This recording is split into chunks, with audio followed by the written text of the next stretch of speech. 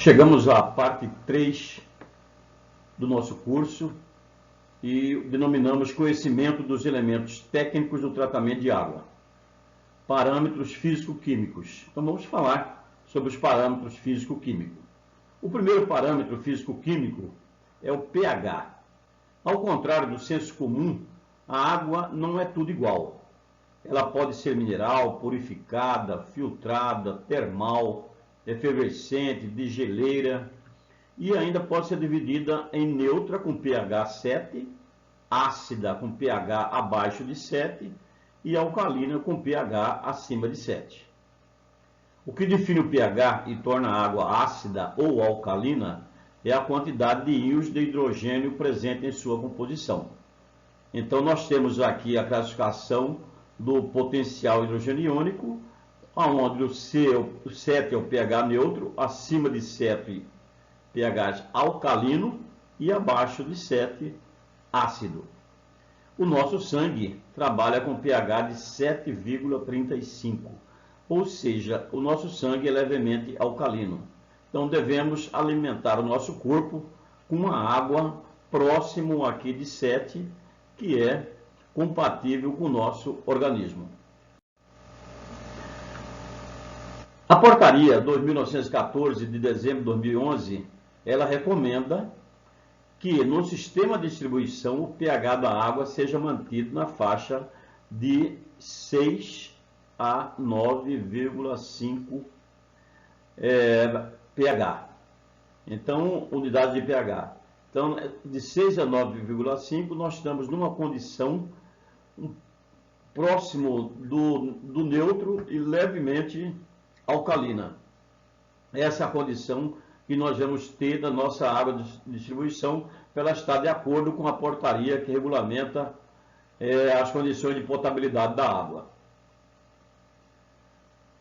Nosso segundo índice é a turbidez. A turbidez da água deve-se à presença de matéria particulada em suspensão na água, tais como matéria orgânica e inorgânica finamente dividida, fitoplâncton e outros organismos microscópicos, planctônicos ou não. A minha turbidez é medida em unidade de turbidez, e aqui nós temos uns exemplos de vasos com coloração em função da quantidade de matéria particulada em suspensão na água. A turbidez expressa de forma simplificada a transparência da água. Então, quanto mais transparente, menor a turbidez. Menos transparente, maior a turbidez. A turbidez da água bruta tem grande importância na medida em que um dos principais parâmetros para a seleção de tecnologia de tratamento e controle operacional dos processos de tratamento. Então, a nossa ETA é dimensionada em função da turbidez da água bruta que ela vai tratar. A sua medição é feita por meio do turbidímetro. Em geral, a turbidez da água bruta de mananciais superficiais não represados apresenta variações sazonais significativas entre período de chuva e estiagem, o que exige atenção na operação da ETA. Então, essa modificação de turbidez é decorrente aí das condições de chuva no manancial superficial.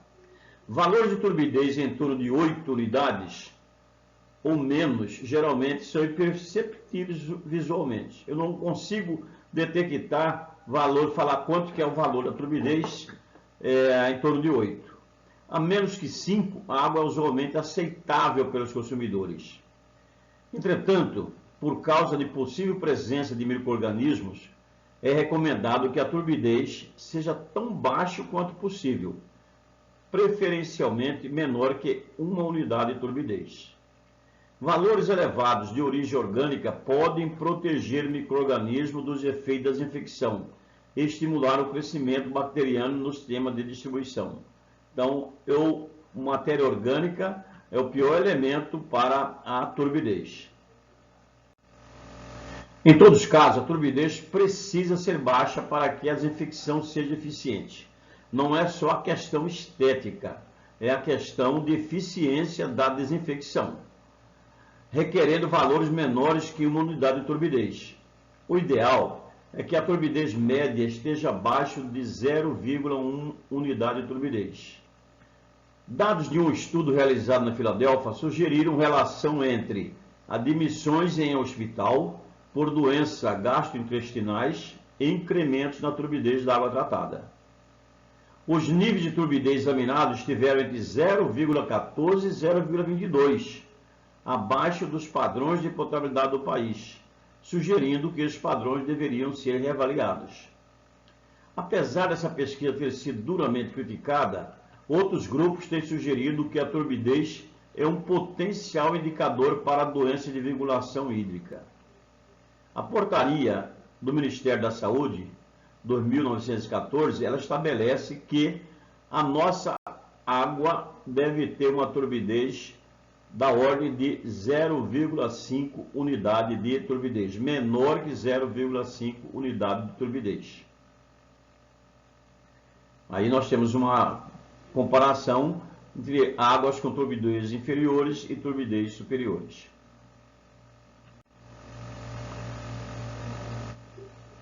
Outro parâmetro físico é a dureza total.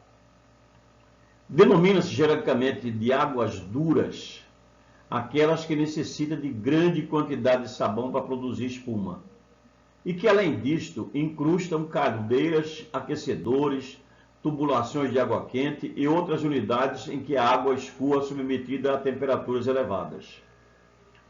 Então, nós temos alguns exemplos onde, por conta da dureza total, a tubulação fecha-se totalmente, além dessas condições de panelas, por exemplo, que elas ficam totalmente escurecidas quando ferve água com dureza elevada. Águas de superfície são mais brandas que as subterrâneas, do que os poços, tendo em vista que a qualidade das águas reflete a natureza das formações geológicas com as quais entra em contato. Então é mais fácil ter água de poço com dureza do que água superficial. De modo geral, ela é devida à presença de cálcio e magnésio. Então o cálcio e o magnésio que provoca a dureza na água. Quando o cálcio e o magnésio ocorrem nas águas naturais, eles costumam estar associados a carbonatos e bicarbonatos. Assim, nossas águas, quando duras, em geral, são também alcalinas. Então, a maioria das águas duras, obviamente, são águas alcalinas ou com pH superiores a 7. Por este motivo, as análises de dureza expressam seus resultados em carbonato de cálcio, independentemente de seu agente causador. Carbonato de cálcio é uma substância química de forma CaCO3 e é o principal componente de rocha, como as rochas calcárias. Então aqui nós temos algumas fotos ilustrando o carbonato de cálcio. Tem características alcalinas, ou seja, é um sal com característica básica que aumenta o pH de uma solução aquosa. Quando colocado o carbonato de cálcio em uma água, ela vai, obviamente, aumentar o seu pH. E é resultado da reação de óxido de cálcio, que é a cal virgem, com dióxido de carbono. O óxido de cálcio, normalmente conhecido como cal virgem ou cal queimado, é geralmente feito pela decomposição de materiais como o calcário, que contém carbonato de cálcio, mineral calcita, em forno de cal. Classificação para as águas conforme sua dureza. As águas, elas podem ser águas brandas, quando a concentração está de 0 a 75 mg por litro de carbonato de cálcio. Pode ser águas moderadamente duras, águas muito duras, acima de 300 mg por litro. Porém, a portaria do Ministério da Saúde admite como aceitável níveis abaixo de 500 mg por litro, valor máximo permitido. Então nós estamos aí consumindo água dura acima de 300 e limitado a 500. O anexo 3 da portaria, ele estabelece a dureza total em miligrama por litro, o limite máximo de 500 unidades de dureza. Dureza permanente e dureza temporária. A dureza da água é composta de duas partes, a dureza temporária e a dureza permanente. A dureza temporária é gerada pela presença de carbonatos e bicarbonatos que podem ser eliminados por meio de fervura na água. Então, fervendo a água, eu elimino a dureza temporária. A dureza permanente é devida a cloretos, nitratos e sulfatos, que não são susceptíveis à fervura. A somatória da dureza temporária e permanente dá-se o nome de dureza geral ou total da água. Então, aqui nós temos uma formação de estalactite, estalagmite, por conta da dureza da água. Fluoretos. Fluoretação é uma tecnologia de saúde pública empregada desde 1945 para a prevenção da cárie dentária, que utiliza a água de abastecimento público como veículo para o flúor, um elemento químico presente no ambiente, cuja concentração varia conforme o meio, água, ar ou solo. A portaria do Ministério da Saúde recomenda que no sistema de distribuição o fluoreto seja inferior a 1,5 mg por litro. Acima desses valores, nós estamos correndo o risco de causar o que chamamos de fluorose dentária. É uma anomalia causada pelo uso excessivo e prolongado de fluoreto durante a infância. É constituído por coloração que varia desde branco para castanho devido à destruição do esmalte dos dentes. Aí nós temos uma amostra do que é a fluorose dentária. Condutividade e sólidos. A condutividade elétrica da água depende da quantidade de sais dissolvidos, sendo aproximadamente proporcional à sua quantidade. A determinação da condutividade elétrica permite estimar de modo rápido a quantidade de sólidos totais dissolvidos presentes na água. Todas as impurezas presentes na água, à exceção dos gases dissolvidos, contribuem para a carga de sólidos. Os sólidos podem ser classificados de acordo com o seu tamanho e características químicas. Quanto ao tamanho, podem ser classificados em sólidos sedimentáveis e sólidos em suspensão, colóides e dissolvidos. A condutividade de sólidos. Na prática, a classificação é feita separando os sólidos apenas em dois grupos: os sólidos em suspensão e os sólidos dissolvidos. Os sólidos de suspensão dividem-se em sedimentáveis e não sedimentáveis. Os sólidos dissolvidos incluem os colóides e os efetivamente dissolvidos. A separação entre sólidos em suspensão e sólidos dissolvidos é feita utilizando uma membrana filtrante com poro igual a 1,2 micro. Qualquer partícula não retida é considerada dissolvida, e as que ficam retidas são consideradas em suspensão. Quanto à caracterização química, os sólidos podem ser classificados em sólidos voláteis e sólidos fixos. Sólidos voláteis são aqueles que se volatilizam a 550 graus centígrados. A salinidade da água também está incluída como sólidos totais dissolvidos.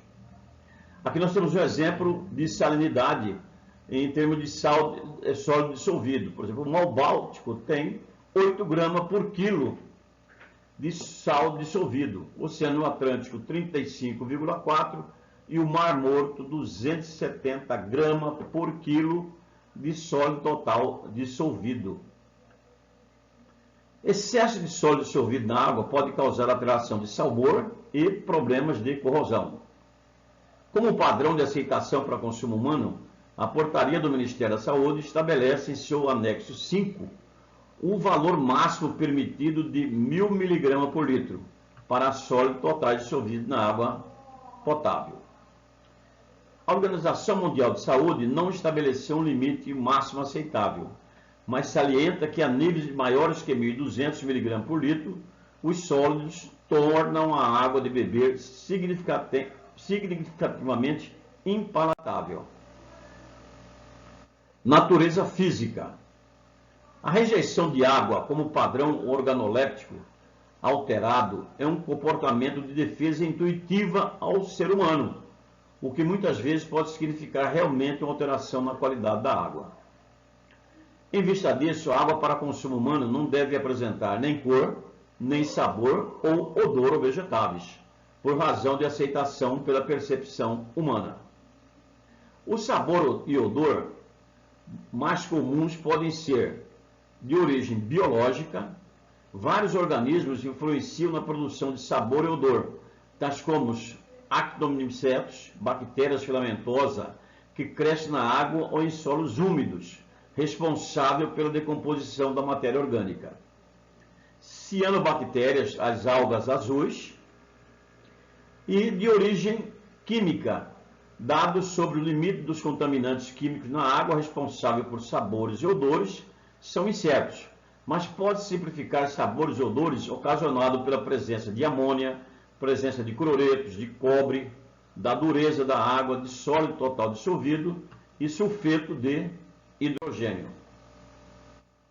Origem de desinfetantes e subprodutos da desinfecção.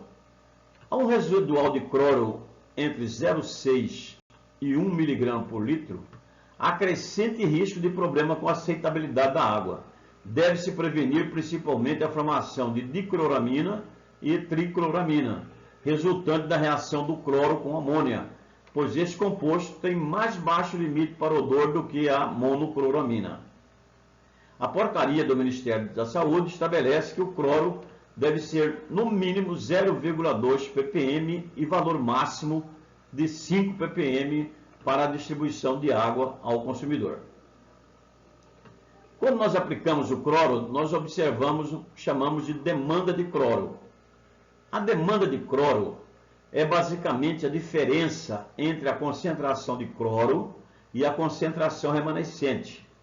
É o resultado da reação do cloro que aplicamos com várias substâncias presentes na água, tais como composto orgânico natural, amônia, sulfeto de hidrogênio, ácido sulfídrico, íons ferro e manganês, dentre outros compostos. Então, quando nós aplicamos uma dosagem inicial numa rede de 2,5 ppm, por exemplo, de cloro, e nessa distribuição eu chego na final com 0 ppm, eu tenho que fazer a investigação por que ocorre essa demanda tão alta. Então, essa investigação vai nos conduzir a um monitoramento e identificação. Ele não vai chegar a 2,5 ppm, mas não deve ser a demanda tão elevada nesse trecho. Então, temos que justificar por que essa demanda está ocorrendo de forma significativa. Ferro e manganês. Ferro e manganês, quando presentes na água, se apresentam da seguinte forma. O ferro apresenta dissolvida. Esta forma de ferro é invisível na água e não pode ser removida por uma filtração mecânica simples. Pode ser também o manganês, também na forma dissolvida, ele não exige um tipo de tratamento diferente do que uma filtração simples. Então, quando ferro e manganês estão dissolvidos, não pode ser removido por filtração mecânica simples. Pode estar presente de forma particulado. Na forma particulado, confere à água uma coloração avermelhada e turva, podendo ser removido através de sedimentação. Quando o ferro e manganês está particulado, eu posso somente com a filtração fazer a sua remoção. Esta forma de manganês precipitado confere à água uma coloração escura e turva, podendo ser removida por sedimentação ou filtração. Quer dizer, dissolvido eu não consigo eliminar com a filtração simples. Particulado eu já consigo fazer a remoção por filtração. O ferro e manganês também pode se apresentar de forma ferro orgânico. Esta forma de ferro é a combinação de ferro com a matéria orgânica, tanino, ambos dissolvidos na água. Desta forma, o ferro pode ser oxidado e formar uma suspensão na água. Esta suspensão é o ferro coloidal. O ferro coloidal, esta forma de ferro, irá conferir à água uma cor avermelhada, mas não poderá ser facilmente filtrada. As moléculas formadas não se aglutinam o suficiente para se tornarem grandes e pesadas a ponto de sedimentarem ou serem barrados por filtro comum. O ferro e o manganês possuem limite estabelecido na portaria do Ministério da Saúde, conforme anexo 10 e conforme a seguir. O valor máximo permitido para o ferro é 0,3 mg por litro. E o valor máximo permitido para o manganês é 0,1 mg por litro. No processo de oxidação, em um primeiro momento, o ferro muda para branco, depois para amarelo e, por fim, para vermelho amarronzado. O manganês, por sua vez, forma um resíduo negro. Altas concentrações destes sedimentos causam mancha vermelha, marrom ou negra na roupa, pias, vasos sanitários em locais que tenham